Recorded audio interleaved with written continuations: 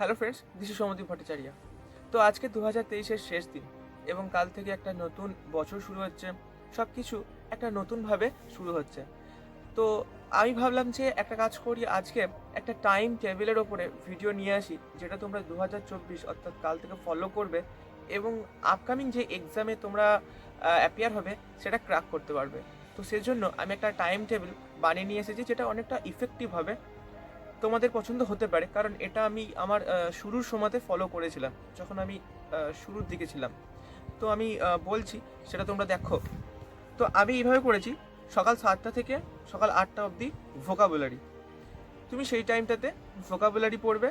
শুধু ভোকাবুলারিটাতে কেমনভাবে পড়বে না, 50টা করে ওয়ার্ড পড়বে, 50টা সেনোনিম, 50টা একটা বেশি হয়ে যাচ্ছে, ছাড়ো। তুমি যদি 25টা করে পড়ো তাও ঠিক আছে।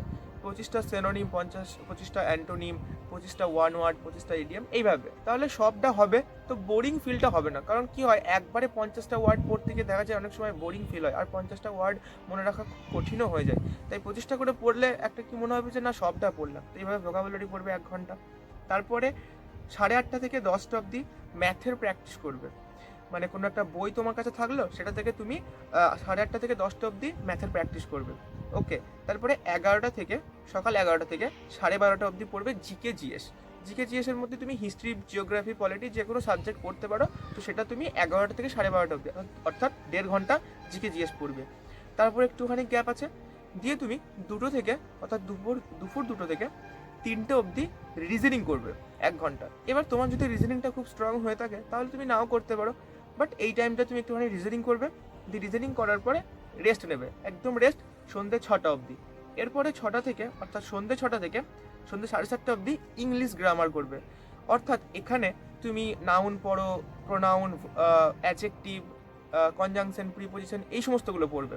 সকালে তুমি ভোকাব পড়লে, আর যেটা তোমার সন্ধ্যেবেলাতে তুমি করবে ইংলিশে গ্রামার 7:30 অবধি। এরপরে আবার আধ ঘন্টা একটা গ্যাপ দিয়ে 8টা থেকে 9টা 30 অবধি ম্যাথের ক্লাস করবে। দেখো, ম্যাথ প্র্যাকটিস তো সকালে করছো, বাট ম্যাথের ক্লাসও তো একটা নিতে হবে। তো সেটা তুমি নেবে 9টা থেকে 9:30 অবধি। ওকে। এরপরে আমি দিয়েছি 10টা থেকে 11টা, অর্থাৎ রাত্রিবেলাতে 10টা থেকে 11টা অবধি স্ট্যাটিক জিকে পোর্শন। তুমি জিকে পোর্শনের জন্য, অর্থাৎ হিস্ট্রি, জিওগ্রাফির জন্য তো সকালে পড়ছো, তো স্ট্যাটিক পোর্শনটা পড়তে হবে। তো সেটার জন্য তুমি 10টা থেকে 11টা অবধি দেবে, অ্যান্ড দেন তুমি রেস্ট নিয়ে নেবে। যদি মনে হয় কারোর যে একটু বেশি পড়বো, তো তুমি সেটাকে এক্সটেন্ড করতে পারো 11টার পর থেকে অন্য কিছু, নাহলে 11টা অবধি পড়ে শেষ করতে পারো। এটা হচ্ছে আমার 8 ঘন্টার একটা শিডিউল, যেটা তোমরা যদি ফলো করো 6 মাস, তো দেখবে ডেফিনেটলি তোমরা একটা এই জায়গা থেকে এই জায়গায় পৌঁছে যেতে পারবে। এই যে রুটিনটা আমি বানিয়েছি, এখানে আমি কারেন্ট অ্যাফেয়ার্স পড়ার জন্য কোনো টাইম অ্যালট করিনি। আমার মনে হয় কারেন্ট অ্যাফেয়ার্সটা উইকলি বা মান্থলি নেওয়াটাই বেস্ট। এবার তুমি যদি ডেলি নিতে পারো তাহলে অবশ্যই তোমার বার্ডেনটা অনেকটা কম থাকবে, এবং ডেলি কি ঘটছে সেই ব্যাপারে একটা নলেজ তোমার অবশ্যই থাকবে। কিন্তু এই সমস্ত সাবজেক্টের চাপে কারেন্ট অ্যাফেয়ার্সটা যেন কোনো সময় মনে হয় যে আজ আর হচ্ছে না, এরকম একটা মনে হয়। তাই মান্থলি বা উইকলি আমার কাছে প্রেফারেবল। বাট তুমি যদি চাও তো ডেলি করতে পারো। এখানেই কোনো একটা জায়গাকে তুমি ফিক্সড করে নিতে পারো, সকালে 6টার সময় উঠে তুমি কারেন্ট অ্যাফেয়ার্সটা করে নিতে পারো। বাট এটা নিজেদের মতো করে ঠিক করে নিও। তোমার জানাবে যে আমার এই যে রুটিনটা কেমন লাগলো। তো এবার যদি তুমি বলো যে মক টেস্টের জন্য, তো মক টেস্টের জন্য আমি কোনো টাইম এই রুটিনের মধ্যে রাখিনি।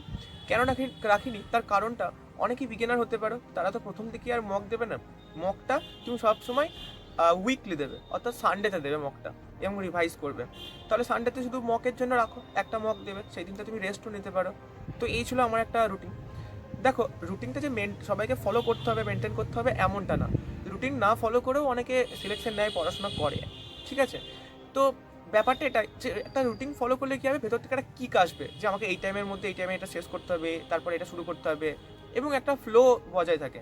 তো তাতে করে অনেকটা হেল্পফুল হয়। তো এবার দেখো, রুটিন তো নয় বানানো হলো, আমি তোমাদের প্রোভাইডও করলাম, কিন্তু সবথেকে বড় কথা যে এটাকে ফলো করা।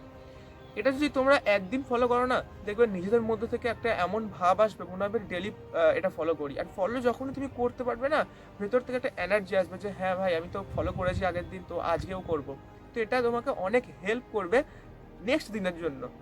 তো আমি বলবো যে এটা তোমরা ফলো করো, এই রুটিনটা খুব একটা হেক্টিক রুটিন এটা না, অনেকটা গ্যাপ দিয়ে দিয়ে আমি এই রুটিনটা বানিয়েছি।